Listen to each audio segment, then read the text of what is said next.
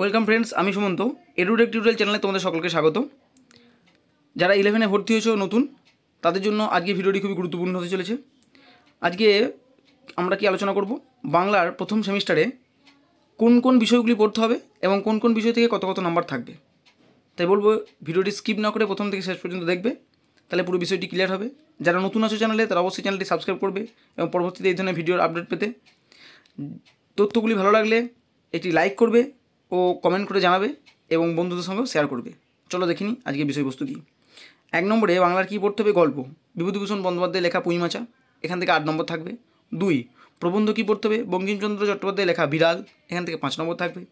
3 নম্বর কবিতা, Michael Madhusudan দত্তের লেখা ঈশ্বরচন্দ্র বিদ্যাসাগর এবং কাজী নজরুল ইসলামের লেখা সাম্যবাদী কবিতা, এই দুটো কবিতা পড়তে হবে, এখান থেকে থাকবে 7 নম্বর।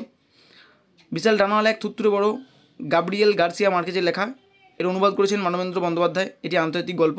এবং চারণ কবি, লিখেছেন ভারভারা রাও, অনুবাদ করেছেন শঙ্খ ঘোষ, এটি একটি ভারতীয় কবিতা। এখান থেকে থাকবে, এই দুটি কবিতা থেকে থাকবে 5 নম্বর। 5 নম্বর বিষয় কি? ভাষা, বিশ্বের ভাষা ও ভাষা পরিবার, বাংলা ভাষার উদ্ভব ও ক্রমবিকাশ, ভারতে প্রচলিত ভাষা পরিবার, বাংলা ভাষার বৈচিত্র্য। আর ভাষা থেকে এই 4টে টপিক পড়তে হবে, এই 4টে টপিক থেকে থাকবে 10 নম্বর। 6 নম্বর কী আছে?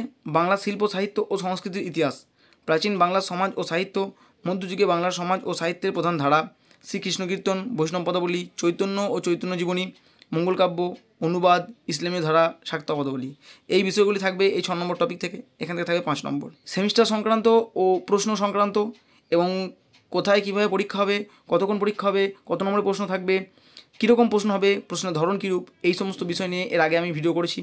যারা দেখোনি তাদেরকে ডেসক্রিপশন বক্সে লিঙ্ক দেওয়া থাকবে, সেখান থেকেও দেখতে পারো, অথবা এই ভিডিওতে আমি আই বাটনে লিঙ্ক দিয়ে দেবো, সেখান থেকেও তোমরা দেখতে পারবে।